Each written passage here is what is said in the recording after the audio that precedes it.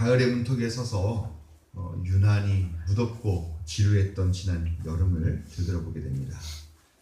그 무더위는 가을이 한참 깊어질 9월도 다 가고 10월이 되어서야 비로소 이제 한풀 꺾이는 것 같습니다. 유난히 힘들었던 여름이었지만 결국은 가을이 왔죠. 그리고 이 가을도 지나고 곧 겨울이 또 올 겁니다.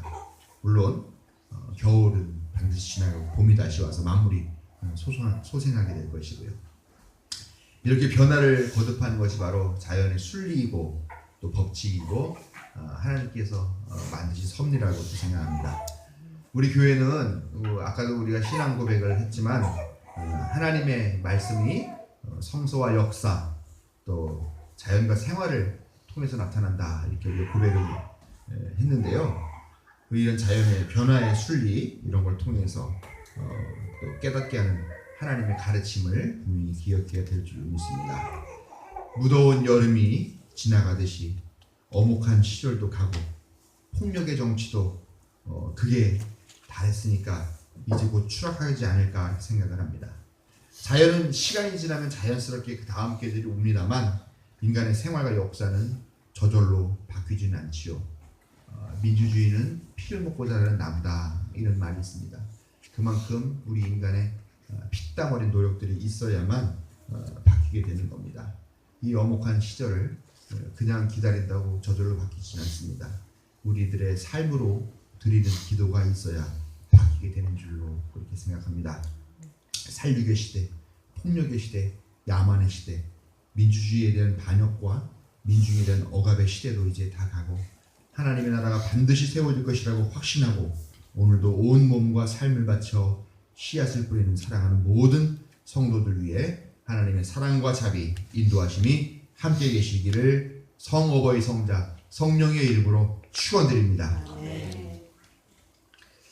예, 벌써 지지난주 이야기입니다. 제가 그 북한과 중국의 접경 지역을 3박 4일 동안 이렇게 답사를 하고 왔습니다. 그 답사하고 와서 느낀 걸 좀 한번 나눠야 되겠다 이렇게 생각을 했는데 지난주 또 제가 설교도 아니라고 됐고 그래서 오늘 좀 말씀 나눠볼까 생각을 합니다. 예, 제가 여행한 일정입니다. 이렇게 3박 4일에 했던 일정이라고 생각을 하십시오. 아침에 첫째 날 아침에 서울 출발해가지고 예, 이쪽 끝에 보이는 이 연길 공항에 내려가지고 거기에서 그 근처에는 도문 또 용정 우리 누구죠? 시인 윤동주 시인의 그 학교에 있던 거 대성학교 또 명동촌 이런 데 이렇게 둘러보면서 첫째 날을 보냈고요. 둘째 날은 이제 여기 이쪽이 내려서 그 백두산 아래쪽에 있는 이도백화라고 하는 마을에서 밤에 잠을 자고 그리고 다음 날 아침 일찍 일어나서 백두산에 올라가게 됩니다. 백두산 올라가는 그 길로 이렇게 갔고요. 그리고 다시 거기서 백두산 내려와서 통화라는 곳까지 차를 타고 와서 저기서 잠을 자고 또 아침에 또 일어나가지고 연락에 또 차를 타고 와서 여기 단둥이 옵니다. 단둥이 와서 단둥 시내와 북중 접경지 또 북과 남이 교류하는 그런 동네를 둘러보고 여기서 잠을 자고요. 아침에 일어나가지고 또 차를 타고 와서 여기 심양까지 와서 심양에서 또 비행기 타고 마지막 날 이렇게 들어와서 밤 9시 반에 이렇게 들어왔습니다. 7시 반에 들어왔습니다. 아주 젊은 사람들 말로 빡신 일정이었고요. 예, 차를 타면 버스를 타면 기본이 4시간입니다. 그러니까 계속 타면서 사람들이 하는 얘기가 야 우리는 매일 지금 서울과 부산을 왔다 갔다 하고 있어 이렇게 할 정도로 예, 엄청나게 긴 거리를 차를 타고 이동을 했고요. 젊은 사람들 중심으로 가서 아주 좀 이렇게 바쁘고 빡빡한 일정들을 이렇게 했습니다. 그래서 이런 일정들 여기서 있었던 일정들 또 인상 깊게 생각했던 것들 모두 사진 몇 장과 함께 여러분과 나누고자 합니다. 우선 여기 이 지역을 중국의 동북 삼성이라고 합니다. 동북 삼성이라고 얘기 많이 들어보셨죠? 예. 동북 쪽에 있는 세 개의 성 무슨 성이냐? 길림성, 흑룡강성, 그다음에 랴오닝성, 랴오닝성은 뭐라 그래야 되는가? 예, 요녕성, 예, 요녕성이라는 요세 성을 동북 삼성이라고 이야기를 하고요. 이 동북 삼성이 북한과 이 한반도인 이 북한과 접경지를 이루고 있는 그런 지역입니다. 우리가 흔히 연변 하는데요. 연변이라는 건 뭐냐면은 연길 자치주를 이야기하고요. 변자는 그 변경 할 때 그 국경 뭐 변두리 할 때 쓰는 그런 말이죠. 그러니까 연길 즉 연길 쪽에 있는 변두리 지방 국경 지역 이런 뜻으로 흔히 말해서 연변 그렇게 이야기를 하는데요. 길림성 안에 여러 구가 있는데 그 구 중에 하나가 연변 조선족 자치구입니다. 자치구는 소수 민족들이 자기의 언어를 사용하고 언어를 학교에서 배울 수 있는 그런 조치를 해주고 또 그 소수 민족들에게 국가에서 많은 지원을 해주는 그런 특혜가 있는 지역이죠. 연길이라는 데가 그런 자치구입니다. 조선족이 가장 많이 살고 있는 지역이기도 하고요. 이 세 성에 다 조선족들이 많이 거주하고 있는데 특히 연변에 많이 살고 있죠. 근데 연변 자치구에 가장 많이 살고 있긴 합니다. 과거 제일 많았을 때는 한 150만 명 정도의 조선족들이 살고 있었다고 하는데 지금은 어느 정도 있냐면 한 70만 정도만 남아있다고 합니다. 다 어디 갔을까요? 예, 다 한국에 한국에 있거나 중국이 여기저기 흩어져가지고 돈 벌러 갔습니다. 예. 그러다 보니까 이제는 한족이 더 많은 상황이 됐죠. 그러니까 아니 왜 한족이 더 많은데 여기가 조선족 자치구가 돼야 되느냐? 저기 조선족 자치구를 해제해달라 이런 움직임들이 있다고 합니다. 그러면은 많은 혜택들이 없어지는 거죠. 학교에서 조선어, 국어가 아니고 뭐죠? 한국어를 배울 수 있는 그런 기회가 박탈되게 되는 그런 어려움 가운데 있는데요. 문제는 뭐냐면은 이 조선족 사람들이 돈 벌러 젊은 세대들이 돈 벌러 중국 저 내지 들어가고 한국에 와고 이렇게 하다 보니까요. 부부가 같이 가서 일을 하는 경우도 있지만 부부가 따로따로 떨어져서 가는 경우가 있어요.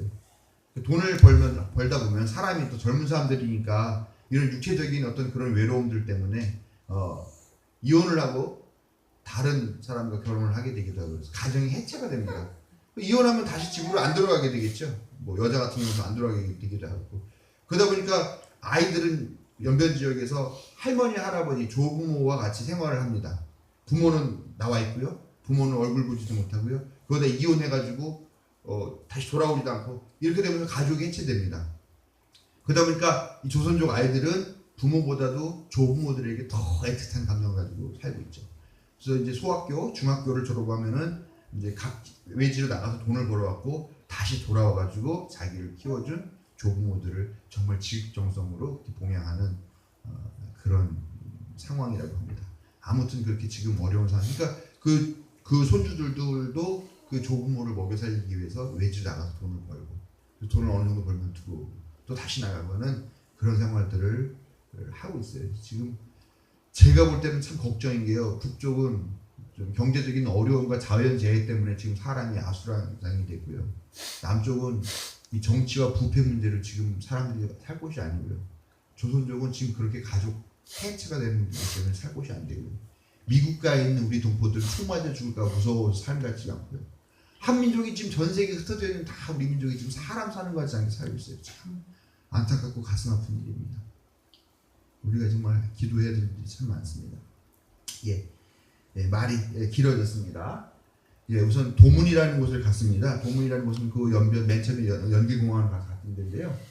저기 보이는 저 다리가 북쪽과 중국이 이렇게 왔다 갔다 하는 그런 다리인데요. 여기가 원래 이렇게 물이 많지 않고요. 강 폭은 넓지만 물이 얼마 흐르지 않는 그런 강이죠. 여기가 두만강인데, 근데 우리가 도착하기 얼마 전에 태풍 무슨 록이라 라이언 록이라고 하는 태풍이 그 일대를 휩쓸고 지나가면서 비가 엄청나게 와가지고 이 두만강 일대에 홍수가 났습니다.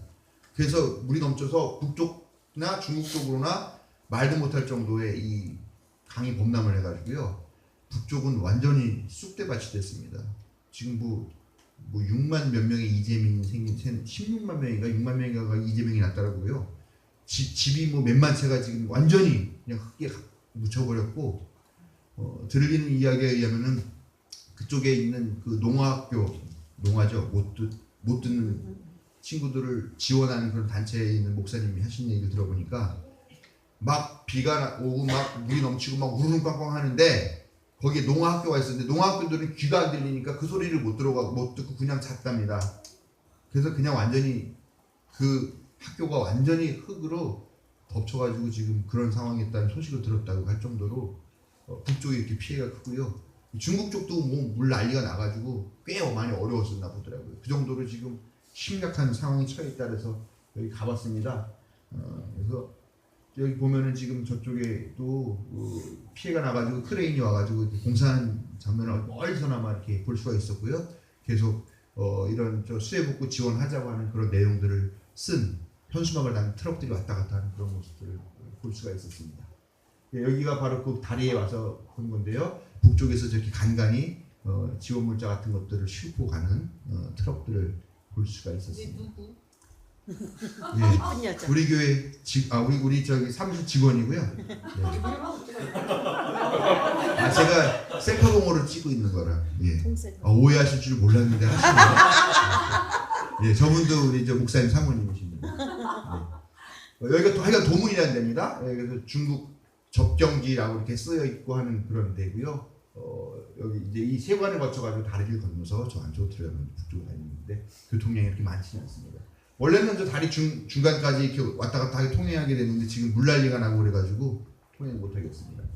여기는 이제 둘째 날 백두산을 가는데요. 백두산에 올라가는 길이 세 개의 길이 있답니다. 북파, 서파, 남파 이렇게 세 가지 길이 있는데 저는 북파로는 가봤어요. 북파는 어떻게 하는 거냐면은 버스 타고 올라가서 찝차를 타고 다시 올라가가지고 내려서 조금 걸어 올라가면 천지가 보이는 그런 데였는데 거기 그렇게 2번을 갔었고요. 그다음에 이번에는 서파로 갔습니다. 서파로 가면은 이제 버스를 타고 일단 올라가서 이 계단 앞에 갔습니다. 이 계단을 쭉 올라가면은 이렇게 정상에 도착하게 되죠. 예, 이게 맨 꼭다리 계단인데 자세히 보시면은 여기에 숫자가 써 있죠. 1442. 예, 계단이 1442개라는 얘기입니다. 저 1442개의 계단을 딛고 올라가서 천지를 보게 되는 겁니다. 예, 힘들어요, 은근히요. 네, 저희 같은 가막분들이 있더라고요, 가막분. 할머니들. 그 가막분 타고 올라가시는 분들도 있고 그랬는데 여기 올라가면서 민족의 영산 올라가는 것이 쉽지 않은 것이구나 하는 생각을 했습니다. 가면서 사람들이 계속 그 가이드가 계속 얘기를 해요. 백두산이 왜 백두산인지 아냐고요. 그래서 왜 그러냐면 하루에 102번 기상이 바뀐다 해서 백두산이라고도 하고요. 또 100번 올라가면 2번 천지를 본다 해가지고 백두산이라고도 한다고 그러거든요. 뭐 그렇게 얘기를 합니다. 이번에도 올라갔더니 어떤 사람은 4번 만에 왔는데 천지 처음 봤다라고 얘기를 하는 사람도 있어요. 천지를 보려면 조상이 엄청난 은덕을 쌓아야 된다고 그러고요. 예, 본인이 엄청나게 선행을 해야 된다 그렇게 얘기를 합니다. 그렇게 천지라는 곳이 영험한 곳, 그렇게 민족의 성산 이런 느낌들을 가지고 있습니다. 그렇게 은덕을 많이 쌓아야 되는 백두산 천지입니다. 예, 저는 백두산 3번 올라왔습니다만 3번 다 봤습니다. 제가 어떤 사람인지 아시겠죠? 많이 싸셨구만. 네, 존경심을 앞으로 좀 보여주시기 바랍니다. 예, 이렇게 천지 북파에서 보는 것과는 또 좀 다른 느낌의 그런 느낌인데요. 참 매번 갈 때마다 느끼는 게 아쉽다는 얘기죠. 왜 꼭 이쪽으로 와서 가야 되나? 이렇게 빙 돌아서 가야 되나? 왜 비행기를 타고 여기 와야 되나? 하는 그런 생각들을 합니다. 이렇게 제가 영험한 능력이 있어서 이렇게 맑은 날 직접 찍어 직사 천지 사진을 여러분들에게 보여드립니다. 예, 그리고 저 처음 가봤는데 여기 내려오다 보니까 이게 금강 협곡이라고 해가지고 협곡이 있어요. 예, 미국에 있는 그랜드 캐년 같은 그런 큰 규모는 아니지만 어쨌건 보니까 상당히 멋있는 협곡이 있더라고요. 저 백두산에 3번 갔는데 처음 봤는데 여기도 좀 새롭게 경험해보고 왔는데 혹시라도 백두산 가시게 될 경험이 있으면 꼭 금강 협곡 한번 가보고 싶다고 이렇게 얘기하셔서 들러오시면은 깜짝 놀랄 거예요. 그리고 다람쥐 같은 게 와가지고 도망을 한 거예요. 사람들 보면서. 아주 신기하고 정말 원시림 경험해볼 수 있는 그런 자리였습니다. 여기는 이제 압록강이에요. 두만강에서 이제 이쪽 단둥 쪽으로 내려온 거죠. 단둥으로 와서 지금 압록강을 이제 다니고 있고, 압록강에서 저런 보트를 타고서 우리가 흔히 생각하기에 압록강이 중국과 북한의 국경선이다 이거라고 생각하는데 그렇지 않습니다.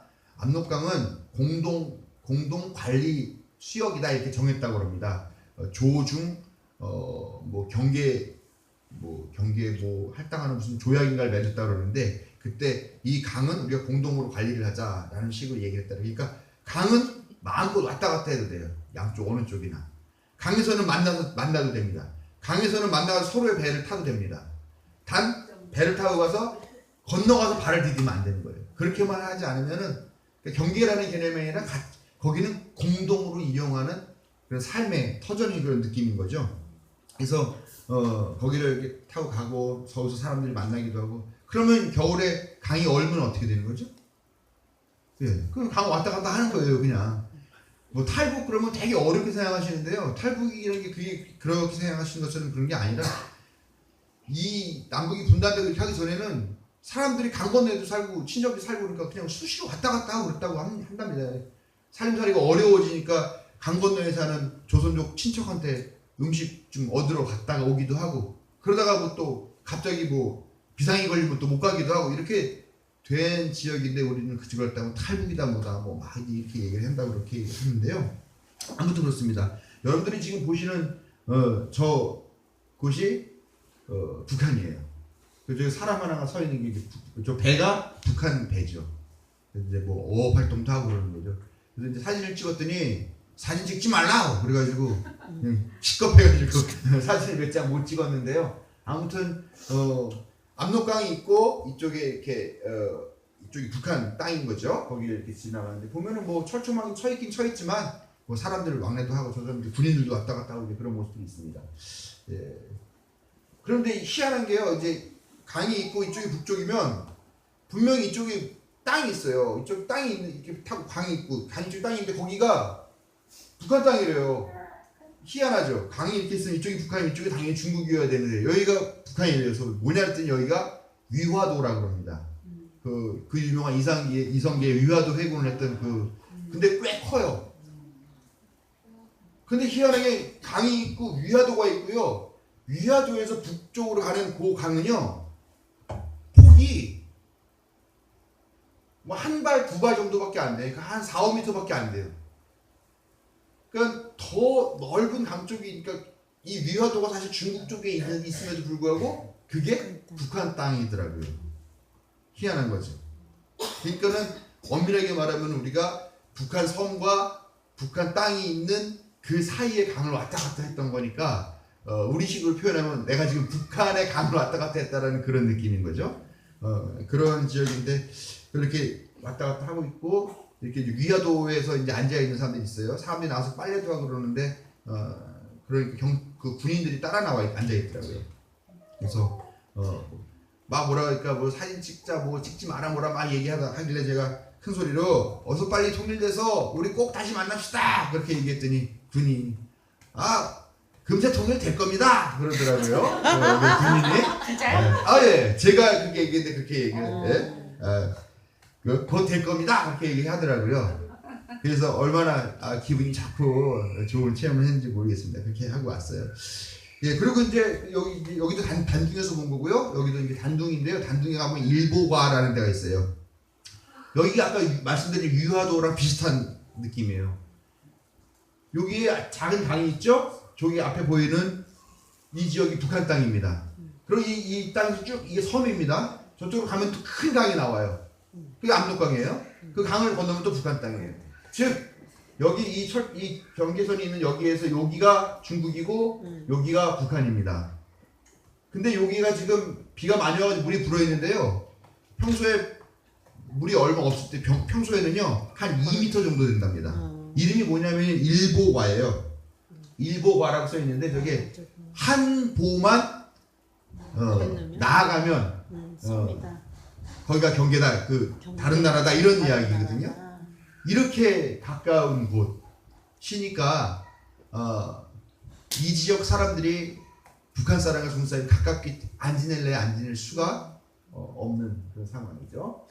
예. 그다음 이제 여기 이제 압록강 단동에 있는 압록강 단교라는 곳이 왔습니다. 지금 제가 서 있는 곳이 압록강 단교고요. 저쪽에 보이는 게 압록강 철교입니다. 압록강 단교는 왜 단교냐면 다리인데 끊어진 다리라는 얘기입니다. 한국 전쟁 때 중공 인민군들이 저 다리를 넘어와가지고 북한을 지원하러 온다고 하니까 미국이 비행기로 폭격을 해가지고 다리를 중간에를 끊어버리게 됩니다. 이렇게 끊어지게 되어 있는 모습이죠. 예, 이게 끊어진 모습입니다. 이게 그 다리 기둥만 남은 모습이고요. 앞에 보면은요. 저쪽에 있는 건 철교 이제 새로 놓은 거죠. 저기는 기차도 다니고 트럭도 물자를 싣는 트럭도 다니고 하는 거죠. 김정일 국방위원장이 중국 방문할 때 저 철교로 지나다니게 되는 거고요. 요번에 수해가 나서 그런지 차들이 많이 들어가는데요. 저 차들이 어떤 거냐면은 물자를 실는 차도 있고요. 번호판도 안 단 새 차들도 많이 들어갑니다. 왜 들어가는 거냐 했더니 저기다 새 차들은 북한 지역에 수출하는 차들이다 이렇게 얘기를 합니다. 그래서 지금 남쪽의 박근혜 대통령은 북한을 말려 죽여야 된다. 그래서 국제적인 제재를 해달라. 금수 조치를 해달라 막 이렇게 난리죠. 근데 단중에서는 상당히 잘 교역이 이루어지고 있습니다. 일방적으로 북한 사람들이 중국에서 주는 물건들을 사들이거나 아니면 그것만 받는 것이 아니라 북쪽에 있는 것들도 중국으로 넘어오는 것도 상당히 많이 있습니다. 중국에서는 물자가 가지만 북한에서는 노동이 옵니다. 그래서 옛날에는 한국 사람들이 중국에 가서 중국 사람들과 합작을 해가지고 회사를 차려가지고 북한에 있는 공장에다가 봉제 제품의 원자재를 보내면 그거를 완제품 만들어가지고 중국에 보내면 그게 한국에 가서 팔리고 그랬었어요. 한국에서 팔리고 있는 뭐 코롱 스포츠 무슨 스포츠하고 나오는 의류 같은 거는 거의 대부분 북한에서 만들어진 중국산이라고 보시면 되는 거였죠. 근데 이게 오이사 조치 때문에 완전히 다 박살이 났습니다. 그래서 그때 호황을 누리던 한국 기업들을 중소기업들이죠. 그렇게 하던 기업들은 다 망하고요. 그 자리를 그때 당시에 그 한국 사람들 일 봐주러 북한 왔다 갔다 하고 북한 사람들 상대하던 중국인들, 조선족들이 그 자리를 차지해서 지금 그 사람들이 대박이 나가지고 북한의 싼 노동력, 고급의 싼 노동력을 이용해서 그런 장사를 하게 돼가지고 이 사람들이 지금 벤츠 타고 다니고 아주 뭐 수십억 원대 아파트 살고 그런다고 합니다. 결국 한국 사람들은 다 망하고 지금 다 떠나고 이제 한 500명인가 사업자를 하는 사람들 남아있나 뭐 그런다고 얘기를 하더라고요. 아무튼 그게 지금 근데 북한은 중국은 대북 제재를 하는데 국가 차원에서는 대북 제재 하겠다. 그러나 민간 차원에서 나오는 민생 문제는 우리는 건들지 않는다는 게 수천 년을 내려온 그 정책이라고 합니다. 그러니까 이런 차원들의 물자 교류들은 다 민생 민간 차원에 이루어지는 교류다라고 그렇게 생각을 하시면 되겠습니다. 예, 그다음에 이게 이제 신압록강 대교입니다. 이 엄청나게 이게 저는 이거 보면서 그 영종대교인가요? 뭐죠? 인천대교?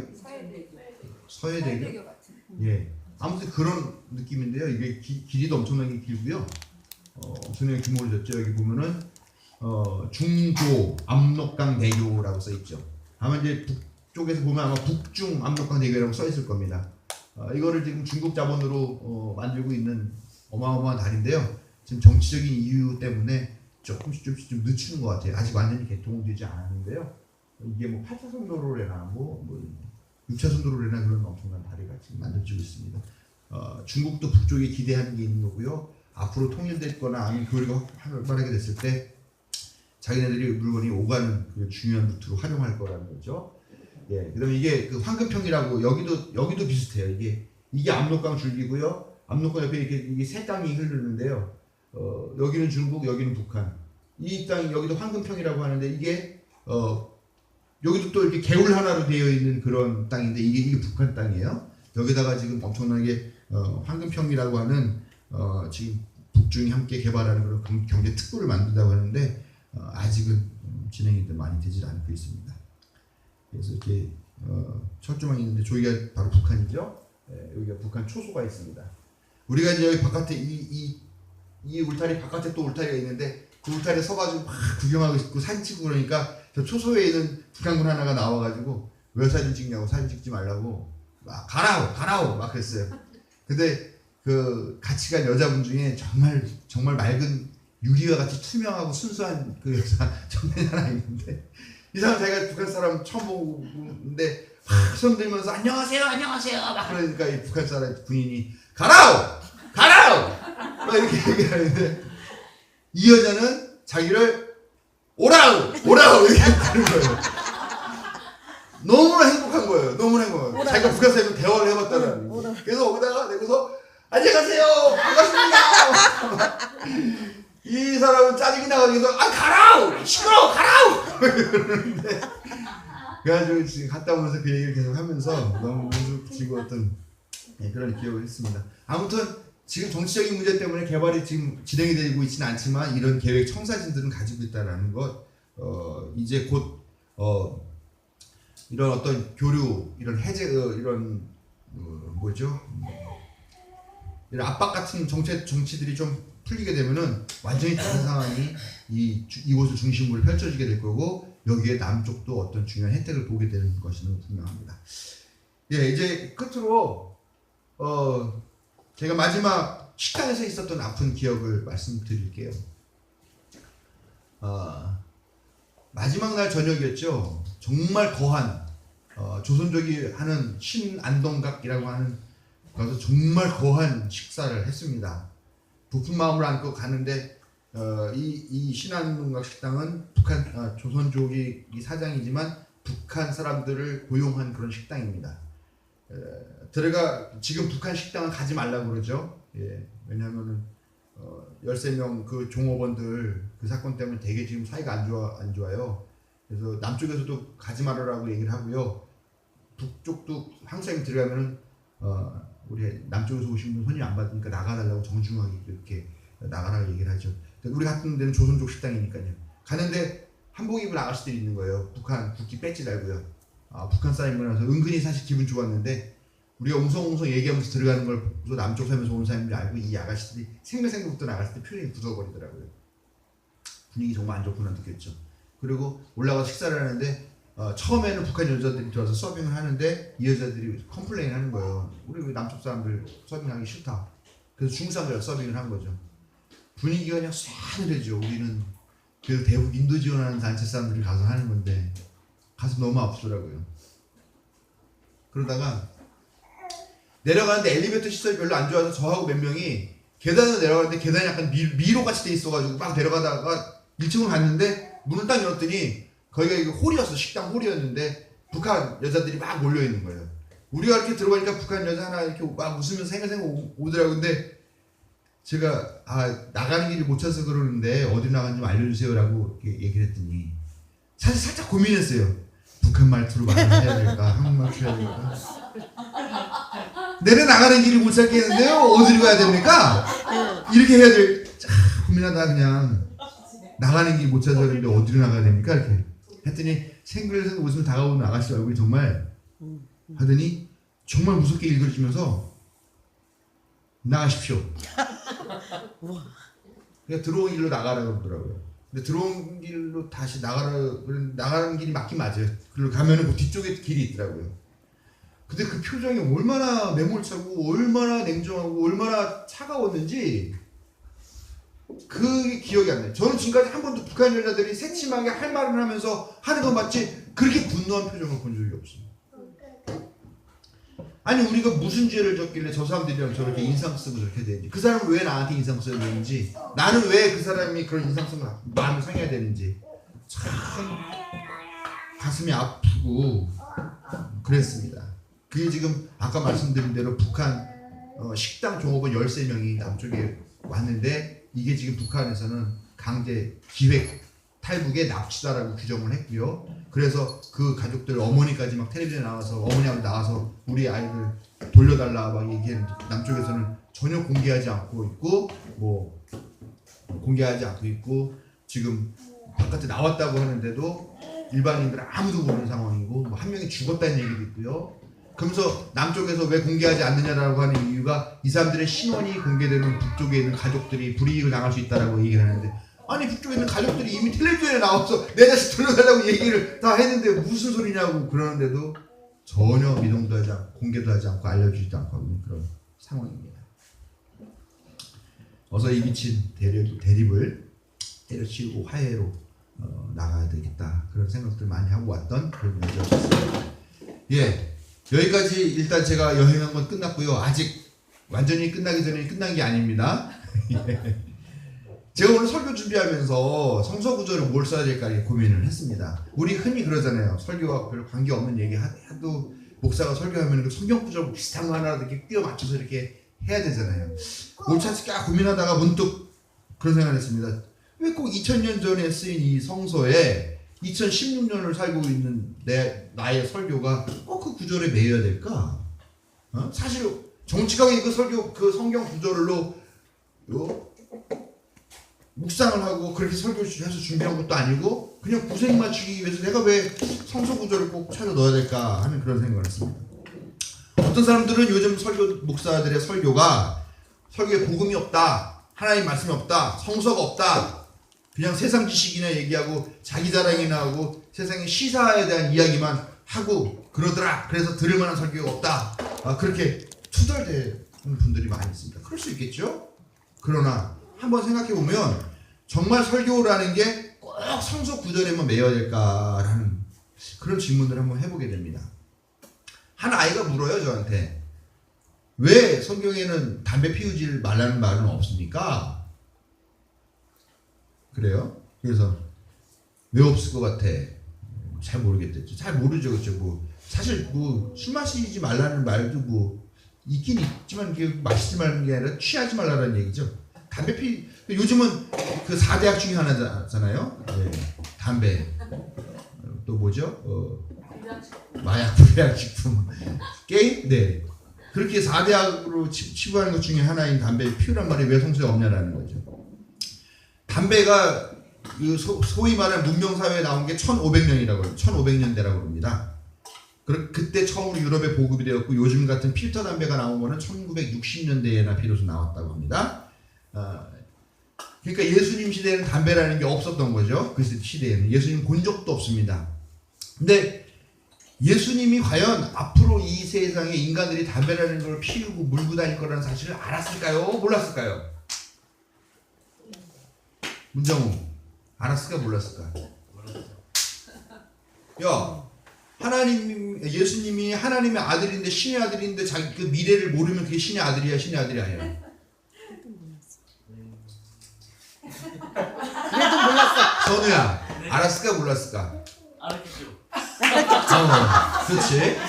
야, 그런데 하나님이 사람들을 사랑하고 건강하게 해주고 막 이래야 되는 하나님이잖아. 근데 하나님의 아들이 그러면은 나중에 담배가 나올 거 알고 미리 앞으로 한 몇천 년 뒤에 담배라는 게 나올 텐데 그거는 절대 인체에 악하고 백해무익하고 좋지 않은 거니까 피우지 말아라 그 말을 성서에 했어야 그게 예수님이었지. 예. 근데 왜 안 하셨을까? 자, 글쎄요. 글쎄요. 예수님은 하나님의 아들이 맞을까요? 아니면 하나님의 아들이 맞긴 맞는데 인류의 건강 따위는 별로 관심이 없는 걸까요? 성서 안에는 모든 것이 들어있지는 않습니다. 성서 안에는 세상을 살아가는 바른 길, 바른 방향에 대한 안내가 있지 모든 안내는 들어있지 않죠. 나는 성직자가 또 설교자가 성서 구절에 매일 것이 아니라 성서의 정신, 성서에 담겨있는 하나님의 사랑과 자비, 사랑과 정의, 진리, 또 예수님께서 꿈꿔왔던 그 꿈과 그 꿈을 이루기 위해 살아왔던 그 삶에 매여야지 성서 구절 자체에 매여서는 안 된다고 생각합니다. 성서에 나와 있는 이야기이거나 아니면 비슷한 이야기로 억지로 내가 있는 상황과 해서 이렇게 저렇게 꿰어 맞춰서 그렇게 이야기하는 것 꼭 그렇게만 설교를 해야 되겠느냐라는 겁니다. 동시대의 아픔과 이 기쁨을 또 같이 조명하고 나누고 그를 해석하고 그것을 통해서 지금 이 시대에 여전히 나타나고 있는 하나님의 섭리와 예수님의 꿈과 그 삶을 발견한다고 하면 그것은 얼마든지 전 성서의 구절과 관계없이 설교로 나눌 수 있다라고 그렇게 생각합니다. 믿습니까? 예, 역시 언제나 마찬가지로 좀 반응은 그렇지만 다 알아들으셨을 줄 믿습니다. 여러분, 남과 북이 지금 이렇게 무모하게 대결하고 있고 이 소모적인 이런 대치를 하고 있는데 이거 그만두고 어서 속히 교류와 협력을 향해 나아가야 된다. 그래서 국경을 접한 중국과도 사이좋게 지내고 모든 국민이 좀 전쟁 위협이나 그런 나쁜 마음, 미워하는 마음 없이 좀 행복하게 살아야 되겠다. 이렇게 말하는 것이 성서 구절을 넣지 않았다고 한들 이것도 이게 성서적인 가르침입니까? 아닙니까? 성서적인 가르침이지요. 남과 북, 중국과 미국과 일본과 러시아가 뒤엎여있는 이 한반도, 이 동북아가 이 상황을 설명할 때 꼭 우리가 옛날에 2000년, 3000년 전에 유대와 이스라엘이 있었고 그 근처에 로마 제국도 있었고 뭐 다마스커스도 있었고 뭐 아시리아이고 바벨론, 페르시아가 있었는데 이 나라가 뒤엉켜서 이렇게 해서 이렇게 망했잖아. 근데 한반도 동북아도 이렇게 싸우고 이렇게 하면은 그때 망한 것처럼 너네도 망한다. 이렇게 설교해야 됩니까? 그렇게 할 수도 있지만 꼭 그럴 필요는 없다라는 거죠. 지금 상황에 대해서 이야기를 하고 그러면서 성서에서 준 경고와 성서에서 준 꿈과 비전들을 이야기한다면 그건 언제 어떻게 이야기하든 은혜로운 설교가 될 수 있다고 저는 생각을 합니다. 저는 지금도 성서는 쓰여지고 있다고 생각합니다. 성서가 정경화되어서 더 이상 쓰여지진 않고 있지만 얼마나 많이 우리 목사 3명이 매 주일마다 주보에 성경을 많이 쓰고 있습니까? 네? 내 앞에 지금 환자가 아파 있는데 그 환자의 아픔을 먼저 느끼는 것이 아니라 성서에 나와 있는 비슷한 병을 앓고 있는 환자의 아픔을 느낀 후에 내 앞에 있는 환자를 느낀다. 우리는 성서를 좀 다시 이해해야 될 줄을 믿습니다. 우리는 오늘도 아까 말씀드린 대로 성서와 역사, 자연과 생활이 하나님의 말씀이라고 고백을 했습니다. 여러분 성서 좀 읽으세요. 제발 좀 읽으세요. 외우지는 않더라도 읽기는 좀 하세요. 읽되 성서가 말하고 있는 하나님의 뜻이 뭔가, 예수님의 가르침이 뭔가, 예수님께서 그렇게 부르짖었던 하나님의 나라라는 게 뭔가 정도는 우리가 알아낼 수 있도록 좀 성서를 읽으시기를 박 목사 이름이 아니라 예수님의 이름으로 부탁을 드립니다. 네. 그리고 그 가르침, 그 목표, 그 비전을 우리의 삶에서 발견하고 그 삶으로 살아내십시오.